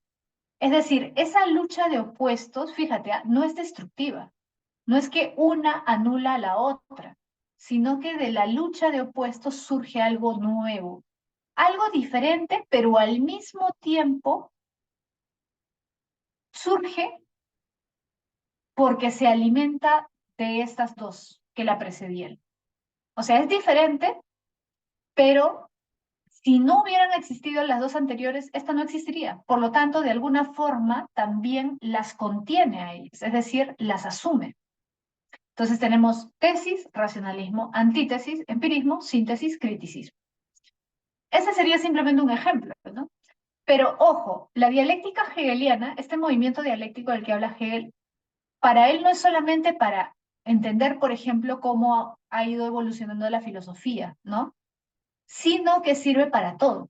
O sea, yo puedo entender cualquier fenómeno de la realidad si entiendo estas reglas, porque esas tesis, antítesis y síntesis son como las leyes del universo para Hegel. O sea, en todo, en cualquier cosa que tú estudies de la realidad, vamos a encontrar ¿qué cosa? Oposiciones. Y de la oposición va a surgir algo nuevo, algo diferente. Cualquier cosa, cualquier ámbito, por ejemplo, podrías decir la psicología, la historia, el arte, la filosofía, cualquier cosa. Ahora, esto de acá también, como te darás cuenta, va de alguna forma a alimentar lo que viene después, que es el marxismo, ¿no? Porque Marx asume la dialéctica hegeliana, pero él la asume sobre todo en un sentido materialista, por eso es que él habla de la historia, ¿no? La historia, ¿te acuerdas que dice Marx en la historia, la lucha de clases, ¿no? Entonces ahí estarían los opuestos, que luchan y que en esa lucha generan algo nuevo, algo diferente. Y por eso es que la historia